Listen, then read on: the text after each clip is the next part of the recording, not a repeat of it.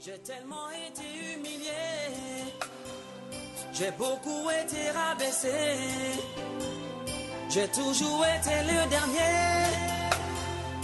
Avec toi tout va changer.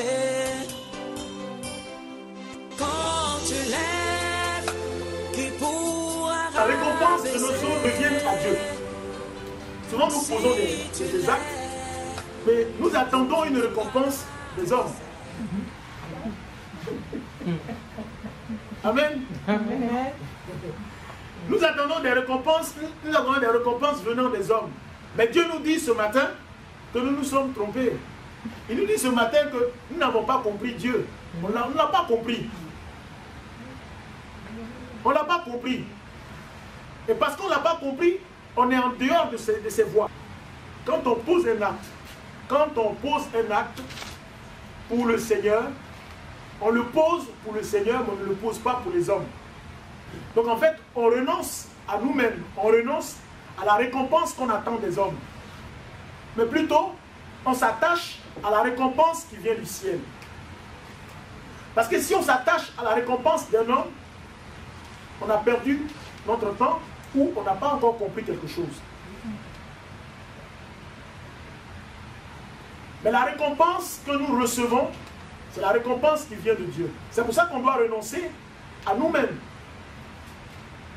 Quand je pose un acte, je n'attends pas d'être récompensé. Mais j'attends pas d'être récompensé par un homme, mais j'attends d'être récompensé par Dieu. Donc du coup, je renonce à moi-même. Je renonce à mes privilèges, je me renonce à mes plaisirs. Mais je m'attache à qui? À Jésus-Christ de Nazareth. Et je n'attends que lui seul. C'est lui mon seul rédempteur. Et ça, si on a compris, on est dans le plan de Dieu. Pourquoi? Parce que nous sommes spirituels. Et nous, c'est spirituellement que nous devons réagir. C'est-à-dire que si nous ne comprenons pas que nous sommes spirituels, nous allons toujours rentrer en conflit avec nos frères, avec nos sœurs. Parce que j'ai fait ça, elle n'a pas fait ça. Ça, c'est charnel. C'est charnel, c'est pour ça que ça va nous fatiguer. Celui qui est attaché à la chair souffre. Celui qui est attaché aux choses du monde souffre. Mais si nous sommes attachés à l'esprit, on ne souffre pas. Parce qu'on n'attend pas la récompense d'un homme. Donc on ne souffre pas. Mais si nous nous attachons au fait que j'ai fait ceci et que j'attends un retour, parce qu'on attend le retour et comme le retour ne vient pas, on va souffrir. Mais Jésus dit dans sa parole, si on veut le suivre, il faut qu'on renonce à nous-mêmes. Il faut qu'on renonce à notre plaisir. Il faut qu'on renonce à notre confort. Mais qu'on s'attache à lui. Et qu'on attende que lui, il soit notre rémunérateur. Je sais qu'ici, je me dis qu'ici, nous sommes des hommes spirituels. Nous ne sommes pas des hommes charnels. Si on est spirituel, on ne peut pas souffrir du fait que notre soeur, on lui a donné un verre d'eau et nous a pas donné un verre d'eau. Amen. Je donne un verre d'eau à quelqu'un, je dis que c'est à Jésus-Christ que j'ai donné le verre d'eau. Je donne un bout de pain à quelqu'un, je dis c'est à Jésus-Christ que j'ai donné le bout de pain. Parce qu'un jour, il me dira que j'avais faim et tu m'as donné à manger. J'avais soif et puis tu m'as donné à boire. Je dis que si on est spirituel, on ne souffre pas. Mais quand on est charnel, on souffre. Amen. Genèse chapitre 14, verset 17. Après qu'Abraham fut revenu vainqueur de Kédor, Laomer et des rois qui étaient avec lui, le roi de Sodome sortit à sa rencontre dans la vallée de Chavé, qui est la vallée du roi. Melchisédek, roi de Salem, qui apportait du pain et du vin. Il était sacrificateur du Dieu très haut. Il bénit Abraham et dit: Béni soit Abraham par le Dieu très haut, maître du ciel et de la terre. Béni soit le Dieu très haut qui a livré tes ennemis entre tes mains, et Abraham lui donna la dîme de tout. Le roi de Sodome dit à Abraham: Donne-moi les personnes et prends pour toi les richesses. Abraham répondit au roi de Sodome: Je lève la main vers l'Éternel, le Dieu très haut, maître du ciel et de la terre. Je ne prendrai rien de tout ce qui est à toi, pas même un fil, ni un cordon de soulier, afin que tu ne dises, j'ai enrichi Abraham, rien pour moi. Seulement ce qu'ont mangé les jeunes gens, et la part des hommes qui ont marché avec moi, Aner, Eshkol et Mamré, eux ils prendront leur part.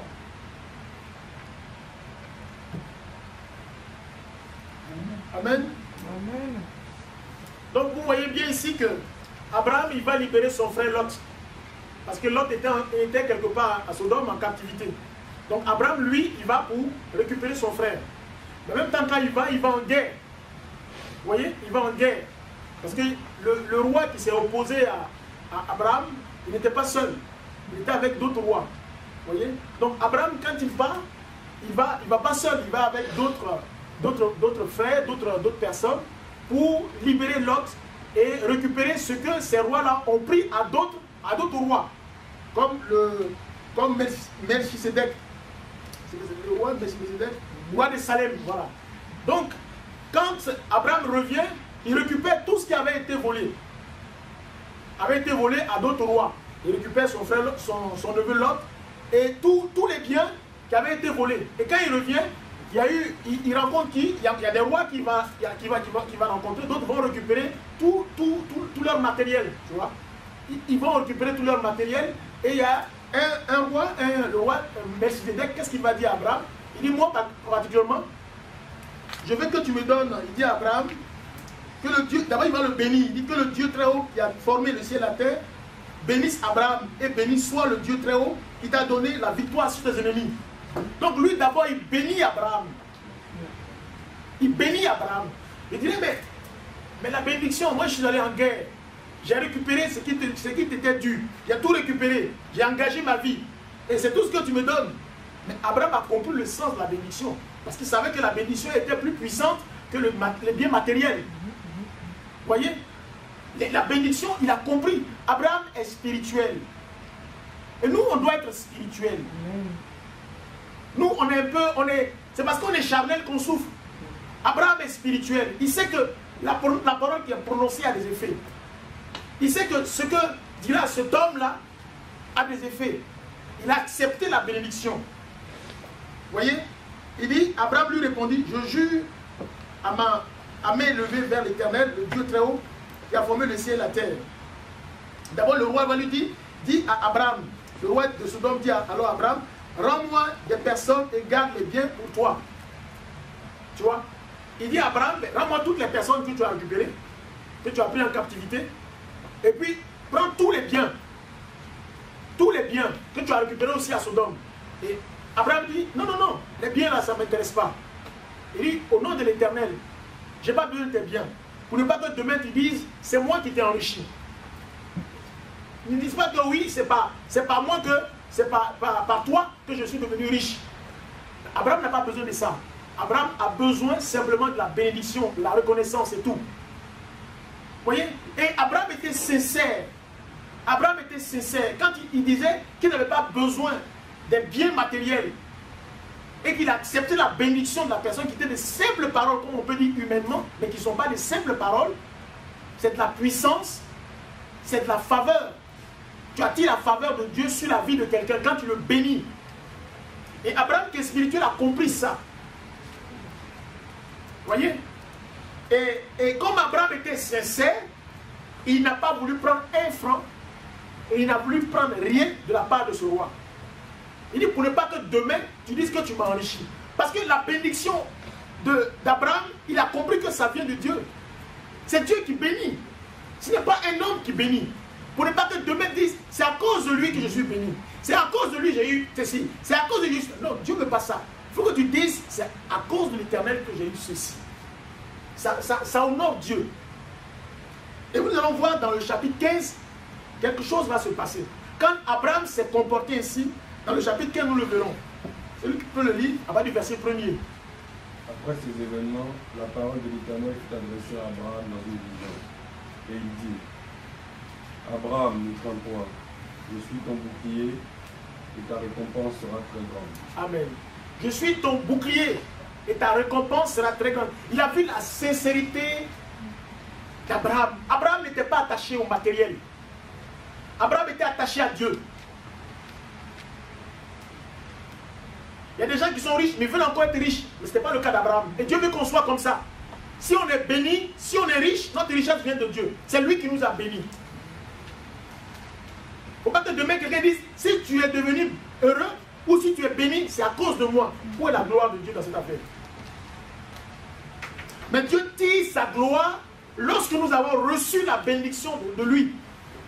À lui la gloire pour l'éternité. Mais non à un homme. Parce qu'un homme va se vanter du fait que tu es devenu riche, tu es devenu bien à cause de lui. Mais où est la gloire de Dieu? Amen. Et Dieu a vu la sincérité d'Abraham. Il lui a dit, ne crains rien Abraham. Lui dit l'Éternel, je suis ton protecteur, ta récompense sera très grande. Ta récompense sera très grande. Juste après cet événement. Mais ça a touché le cœur de Dieu. Chaque fois que nous poserons des actes comme Abraham l'a fait, notre récompense sera grande. C'est lui notre rémunérateur. Ce n'est pas un homme. Et qu'est-ce qu'Abraham lui dit au verset 7, verset 2? Abraham va présenter sa doléance à Dieu. Au verset 2, il dira, Abraham répondit, Seigneur éternel, que me donneras-tu? Je m'en vais sans enfant, et l'héritier de ma maison, c'est Eliezer de Damas. Et Abraham dit, voici, tu ne m'as pas donné de postérité, et celui qui est né dans ma maison sera mon héritier. Alors la parole de l'Éternel fut adressée ainsi. Ce n'est pas lui qui sera ton héritier, mais c'est celui qui sortira de tes entrailles qui sera ton héritier. Amen. Donc, quand on intègre avec Dieu, Dieu se souviendra toujours de nous. Amen. Dieu se souviendra toujours de nous. Abraham n'a pas demandé des milliers à Dieu. Il dit, j'ai besoin d'un enfant juste. Dieu dit, ta récompense sera grande. Mais Abraham dit, mais oui, mais moi, je n'ai pas d'enfant. Et c'est Eliezer, mon serviteur, qui va hériter de mes biens. Seigneur. Et Dieu dit, non, non, non, ce n'est pas lui qui va hériter de tes biens. Donc Dieu se souvient d'Abraham. Et Dieu lui promet un fils, une descendance. Ce que Dieu va faire plus tard. Mais il a fallu cet événement d'Abraham a touché le cœur de Dieu. La sincérité. Abraham, il pose un acte, mais il ne pose pas l'acte par rapport à la chair, mais il pose l'acte par rapport à l'esprit. Parce que son rémunérateur, c'est l'Éternel des armées. Son rémunérateur, ce n'est pas un homme. J'ai posé un acte et j'attends que l'homme me donne une récompense. C'est que je n'ai rien compris. Je suis encore mondain. Mais nous ne sommes pas mondains, nous sommes spirituels. Et notre rémunérateur, c'est l'Éternel. Vous savez, Dieu lui donne un fils. Il lui donne une descendance qui est bénie de génération en génération. Parce que si Melchisédek lui donnait tous ses biens, mais ça s'arrête là. Il est riche, point temps.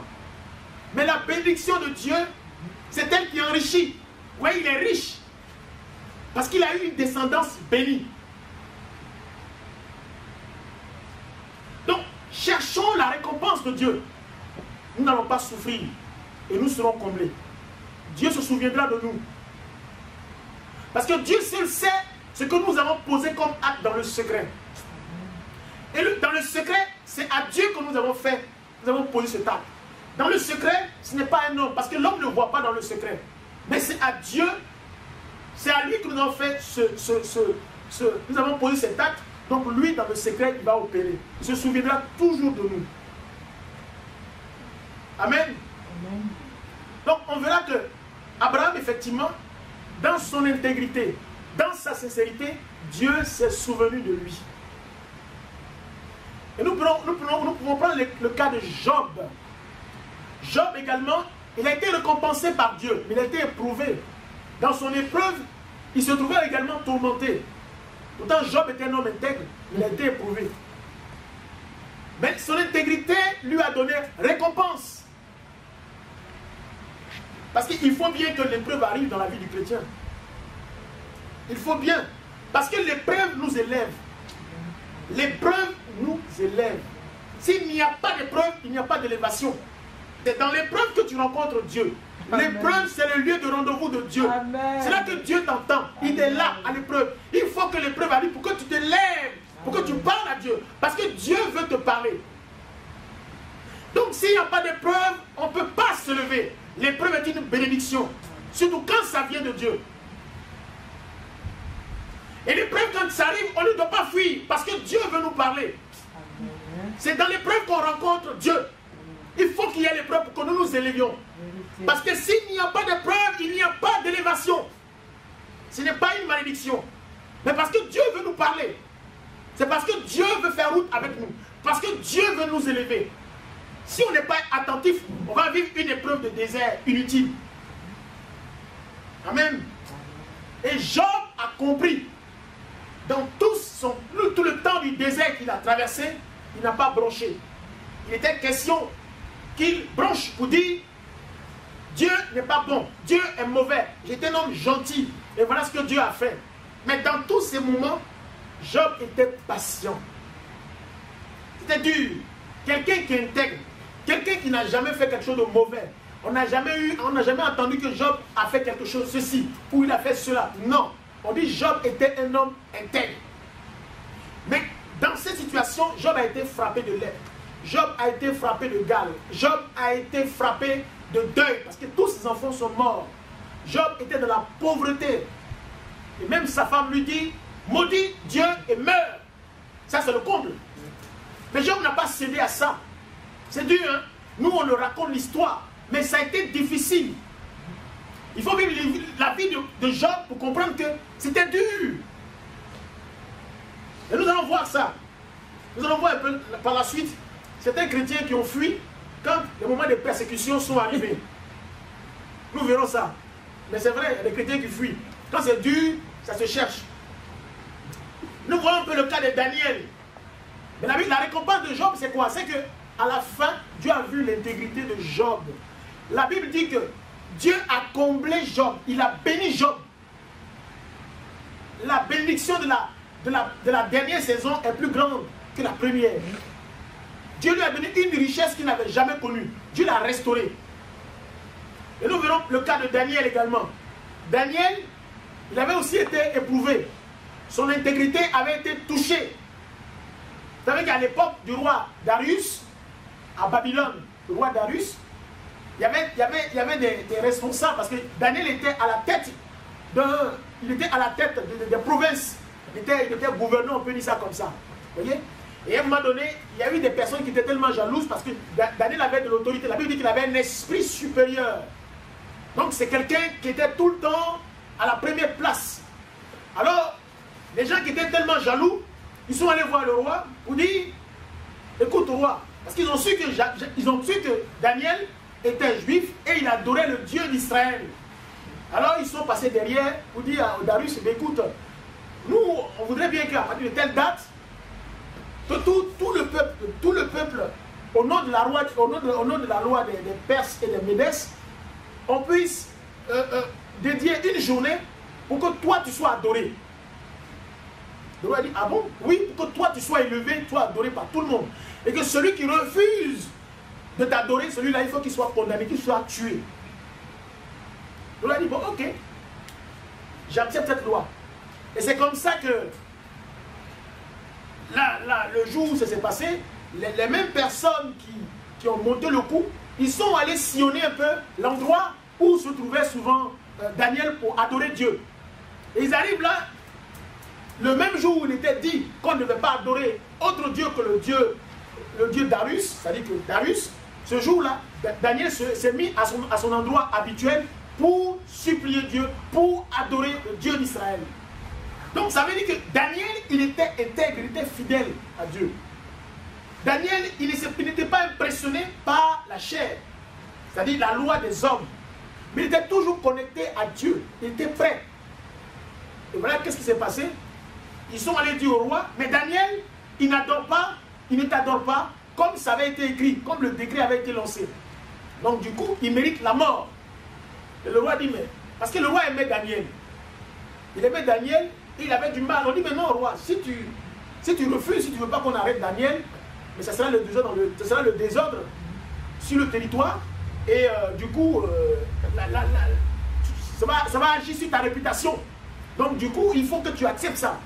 C'est ce que le roi a accepté. Finalement, le roi a accepté. Et ils ont pris Daniel et ils l'ont mis dans un trou où il y avait des lions qui n'ont pas mangé pendant 3 jours. Vous imaginez des lions même qui ont mangé pendant 3 jours, ils sont dangereux. Maintenant, ils n'ont pas mangé pendant 3 jours. On les a affamés pendant 3 jours. Et puis après ça, on les a mis dans un trou. On dit Daniel descend dans le trou. Mais Dieu, il est fidèle. Si tu es intègre, ça c'est une épreuve. C'est pour nous montrer la dureté de l'épreuve. La Bible nous montre, il nous donne ce récit pour dire, vous n'avez pas encore été éprouvé. Il dit, vous n'avez pas encore été éprouvé pour votre intégrité. Ça veut dire, nous ne sommes pas encore intègres. Les lions n'ont pas mangé pendant 3 jours. Est-ce que vous imaginez un peu? Lion, il a mangé, il fait peur. Maintenant, il n'a pas mangé pendant 3 jours. On le met dans un trou, dans une fosse. Et le pauvre Daniel, qui est intègre, qui aime Dieu, qui craint Dieu, parce qu'il a accepté il a refusé d'adorer un autre Dieu que le Dieu d'Israël, alors on le met dans ce trou-là. Et ils ont fermé. C'est-à-dire qu'on te met dedans, et puis on ferme, tu te trouves dans le noir, et puis les lions sont là, ils te regardent.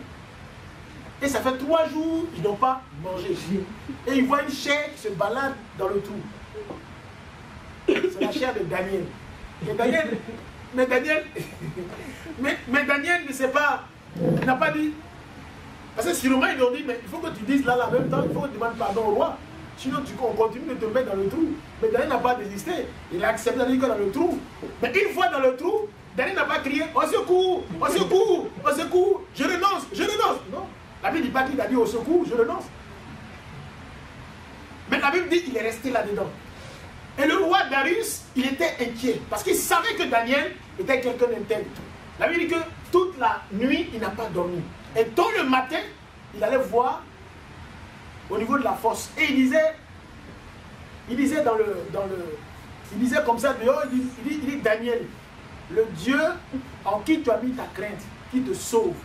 Daniel, est-ce que tu es là? Daniel, est-ce que tu es là? Et puis Daniel dit, le Dieu en qui j'ai mis ma confiance m'a délivré de la gueule des lions.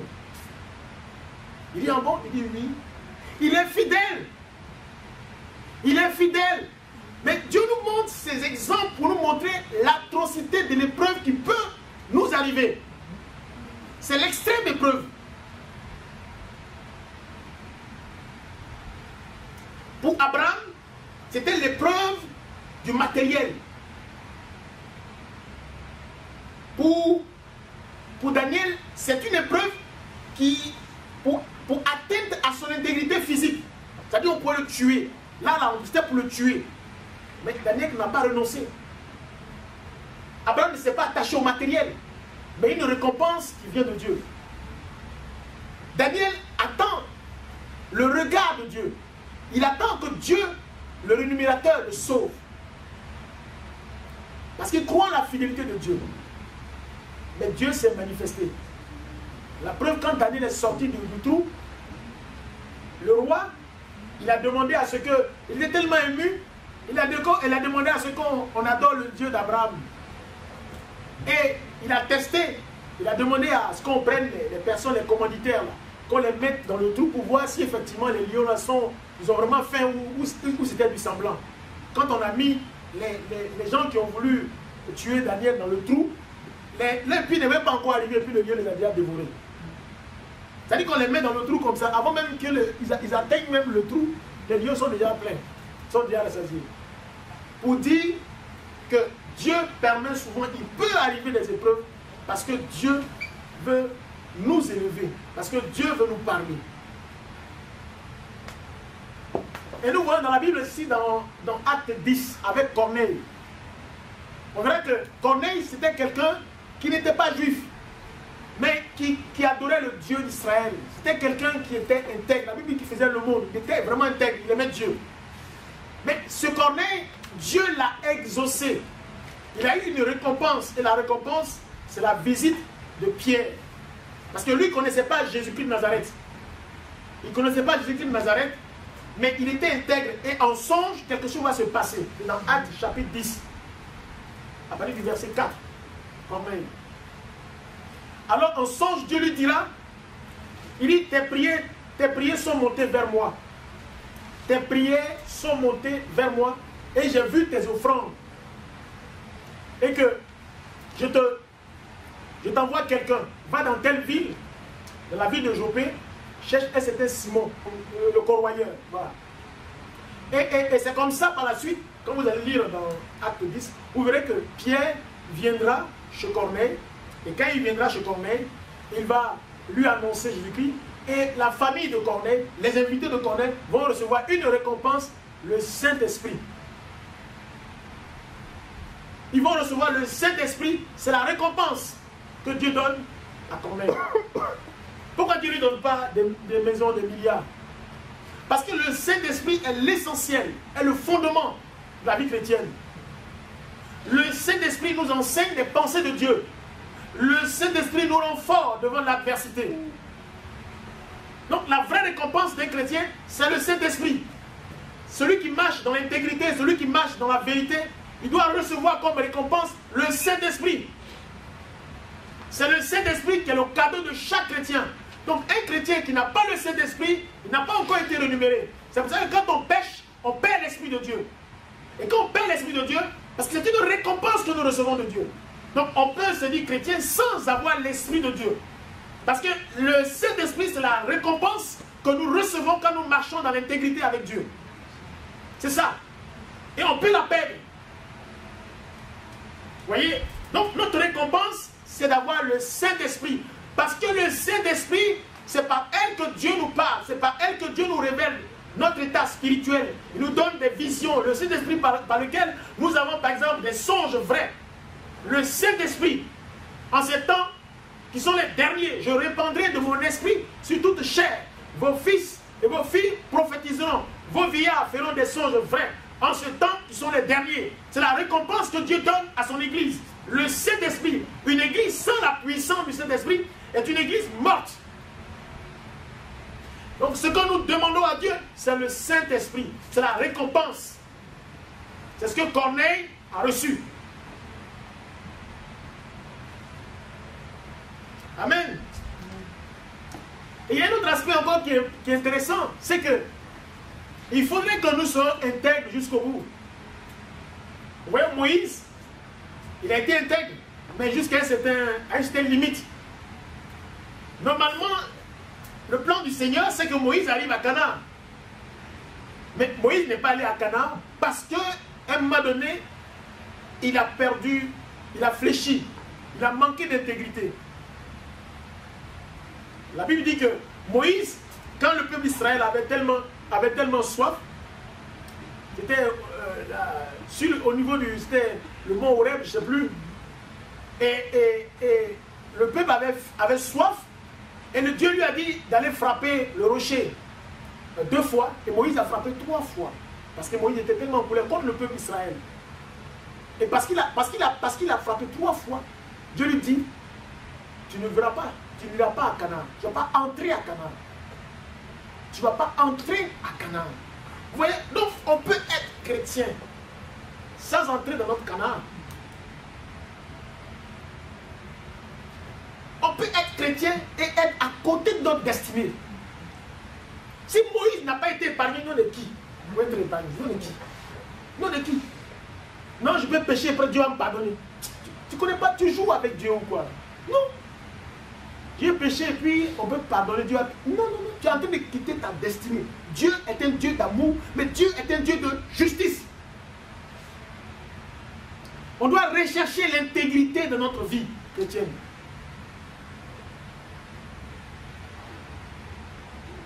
Même Moïse n'a pas été épargné. Même Moïse. Si Moïse n'a pas été épargné, c'est nous qui avons été épargnés. On peut être épargné. Si même Judas qui marchait avec Jésus n'a pas été épargné, qui sommes-nous pour être épargnés? Judas a mangé avec Jésus. Judas était avec Jésus. Il n'a pas été épargné. Et c'est nous qui avons été épargnés. Donc on voit que Moïse, il a supplié seulement Dieu. Il a supplié seulement Dieu. Il dit, permets que je voie Canaan simplement. Et Dieu lui a fait le privilège de voir Canaan à distance. mais tu n'es pas entré à Canaan. Mais quelqu'un qui s'est battu, qui a tout fait, qui s'est mis au service de Dieu, qui a marché et parti, il y a eu des miracles, l'eau s'est séparée, le peuple d'Israël a traversé la vue de la gloire de Dieu, la manne est descendue du ciel. Tout ce que Dieu a fait comme miracle à travers lui, toutes les preuves qu'il a connues. Mais malgré ça, Moïse ne rentrera pas à Canaan. Et nous, on joue à ça. Parce qu'on dit qu'on est chrétien, donc forcément dans le Saint-Esprit. Non, le Saint-Esprit est une récompense de Dieu. Et il ne donne pas à n'importe qui. C'est parce que je parle de Dieu que j'ai le Saint-Esprit. C'est faux. Le Saint-Esprit est un don de Dieu. Ce n'est pas un mérite. C'est un don de Dieu. Et Dieu donne le Saint-Esprit à qui il veut. Ce n'est pas un mérite. Ce n'est pas automatique. C'est un don de Dieu. Amen. Amen. Et nous allons voir ici quelqu'un qu'on appelle Étienne. Dans Acte 7, à partir du verset 51. La Bible nous parle d'Étienne. Vous, hommes rebelles, dont le cœur et les oreilles sont fermés aux appels de Dieu, vous résistez toujours au Saint-Esprit. Vous êtes comme vos ancêtres. Lequel des prophètes, vos ancêtres, n'ont-ils pas persécuté? Ils ont tué ceux qui ont annoncé la venue du seul juste. Et maintenant, c'est lui que vous avez trahi et tué. Vous qui avez reçu la loi de Dieu par l'intermédiaire des anges, vous n'avez pas obéi à cette loi. Quand Étienne a donné le message comme ça, ils l'ont tué à coups de pierre. Mais qu'est-ce que Étienne a fait de si mauvais? Mais il a prêché la parole. Il a prêché la parole. Et il attend son rémunérateur. Et son rémunérateur, c'est Jésus de Nazareth. Mais la preuve, Dieu l'a rémunéré. Jésus s'est souvenu de lui. Pendant qu'on le fouettait, il dit, le ciel s'ouvrit. La Bible dit, il vit le ciel s'ouvrir. Il dit, je vois Jésus assis à la droite du Père. Voilà la récompense. Il voit la gloire de Dieu. Et Dieu se souvient de lui. Pour dire, le corps mortel va être, mais tu es déjà sauvé. Tu as la récompense. Tu as la couronne. Tu n'es pas un homme charnel, tu es un homme spirituel. Et Étienne était dans la joie quand il voyait Jésus assis sur son trône, à la droite du Père, pendant qu'on le fouettait. La récompense était là, elle était immédiate. Dieu récompense, il récompense ses serviteurs, ses servants. Même dans la douleur, tu seras récompensé. Même dans la douleur, tu seras récompensé. Mais il a pris quoi? Le risque de prêcher la parole. Mais la manière dont Étienne a enseigné, la manière dont Étienne a prêché, cette manière a entraîné la conversion de quelqu'un qu'on appelle Paul, qui a transformé son temps. Il a fallu qu'il y ait un Étienne pour que Paul soit. Parce que le témoignage de Paul, le témoignage d'Étienne a touché la vie de Paul. Amen. Dieu récompense ses fils et ses filles. Dieu est fidèle, quelle que soit la situation. Je dis que l'épreuve, c'est le lieu du rendez-vous de Dieu. Dans l'épreuve, pendant qu'on te fouette, tu vois Dieu, tu le vois devant toi. Étienne, pendant qu'on le fouettait, dans l'épreuve, le ciel s'ouvre. Le ciel s'ouvre et il voit qui? Il voit Jésus. C'est le rendez-vous de Dieu. Le rendez-vous avec l'Éternel. Moi, j'ai un rendez-vous avec mon Dieu. Je n'ai pas un rendez-vous avec les hommes. Pourquoi? Parce que je suis spirituel, je ne suis pas charnel. Amen. Amen. Et nous allons lire ensemble dans Matthieu chapitre 19, verset 27 à 29. Amen. Alors Pierre prit la parole. Écoute, lui dit-il, nous avons tout quitté pour te suivre. Que se passera-t-il pour nous? Jésus leur dit, je vous le déclare, c'est la vérité. Quand le Fils de l'homme siégera sur son trône glorieux dans le monde nouveau, vous, les 12 qui m'avez suivi, vous siégerez également sur des trônes pour juger les 12 tribus d'Israël. Et tous ceux qui auront quitté pour moi leur maison, ou leurs frères, leurs sœurs, leur père, leur mère, leurs enfants, leurs champs, recevront 100 fois plus et auront part à la vie éternelle. Amen. Donc voilà la récompense que Dieu donne à ceux qui ont décidé de quitter le monde, à ceux qui ont décidé de quitter le péché, à ceux qui ont décidé de quitter les traditions, à ceux qui ont décidé de quitter les œuvres de la chair et de se consacrer à lui. Il dit, votre récompense sera grande. Voilà que nous avons tout quitté. C'est Pierre qui disait ça à Jésus. Voilà que nous avons tout quitté. C'est comment Pierre a suivi Jésus. Il était un pécheur. J'étais son filet. Et c'était sur ton lieu de travail que Jésus-Christ est venu le chercher. Et tous les autres, ils ont tout quitté. Leur plaisir. C'est des gens qui étaient jeunes aussi. Ils pouvaient jouer. Ils avaient aussi leurs ambitions. Ils avaient leurs projets. Mais Jésus est venu les chercher là. Et ils n'ont pas broché. Ils l'ont suivi. Ils ont suivi Jésus. Pendant que d'autres personnes, ils font leur vie, ils vont en boîte de nuit, ils font leur petite vie. Mais eux, ils ont choisi Jésus. Et ils ont dit, Jésus, nous, on ira là où tu iras. Et à un moment donné, Pierre dit, mais Seigneur, nous, on a tout quitté. On a quitté les plaisirs du monde. On a quitté tout ce qui n'est pas, tout ce que les gens font. Nous, on s'est consacré à toi. Quelle sera notre récompense? Il dit, Jésus lui dit, amen, je vous le dis, quand viendra le monde nouveau? Le monde nouveau, c'est la terre nouvelle. Quand ce monde-là viendra, le Fils de l'homme siégera sur son trône de gloire. Vous qui m'avez suivi, vous siégerez vous-même sur 12 trônes pour juger les 12 tribus d'Israël. Donc, tous les 12 viendront juger avec Jésus, les vivants et les morts. C'est une grande récompense. Ils ont eu une grande récompense parce qu'ils vont juger avec Jésus. Ils vont juger avec Jésus le monde. Donc c'est une grande récompense qu'ils ont. Parce qu'ils ont tout quitté pour le servir. Ils ont tout quitté pour le suivre. Et en plus il dit, ceux qui ont quitté leur maison, leurs frères, sœurs, pères, mères, leurs enfants, une terre, recevront beaucoup plus. Et il y aura en plus la vie éternelle. En méritant la vie éternelle. Ils vont recevoir plus et ensuite la vie éternelle. Ça veut dire, en plus de la vie éternelle, vous serez aussi bénis. Vous serez aussi bénis sur terre. Mais en plus de ça, vous aurez la vie éternelle. Une vie qui ne finit pas. Donc voilà la récompense que Dieu donne à ceux qui marchent dans ses voies. C'est la récompense. Abraham a compris la récompense de Dieu. Daniel a compris la récompense de Dieu. Étienne a compris la récompense de Dieu. Amen. Ne soyons pas comme Moïse.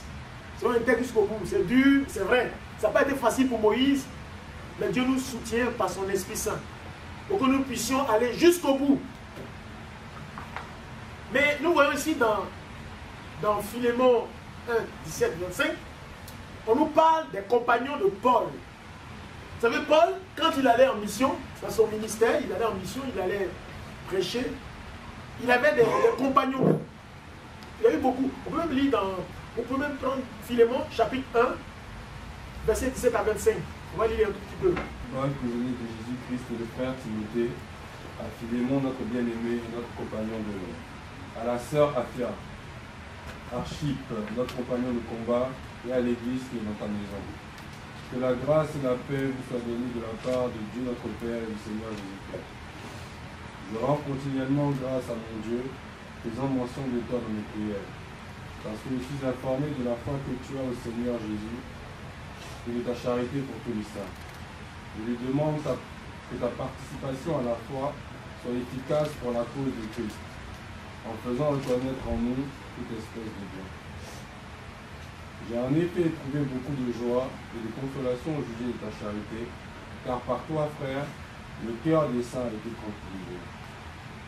C'est pourquoi, bien que j'ai en Christ toute liberté de te prescrire ce qui est convenable, c'est de préférence au nom de la charité que je t'adresse une prière. Étant ce que je suis, Paul vieillard, et de plus maintenant prisonnier de Jésus-Christ. Je te prie pour mon enfant, que j'ai engendré étant dans les chaînes, Onésime, qui autrefois t'a été inutile, mais qui maintenant est utile, et à toi et à moi. Je te le renvoie à lui, mes propres entrailles. J'aurais désiré le retenir auprès de moi pour qu'il me servît à ta place pendant que je suis dans les chaînes pour l'évangile. Toutefois, je n'ai rien voulu faire sans ton avis, afin que de ton bienfait ne soit pas comme forcé, afin que ton bienfait ne soit pas comme forcé, mais qu'il soit volontaire. Peut-être a-t-il été séparé de toi pour un temps, afin que tu le recouvres pour l'éternité. Non plus comme un esclave, mais comme supérieur à un esclave, comme un frère bien-aimé, de moi particulièrement, et de toi à plus forte raison, soit dans la chair, soit dans le Seigneur.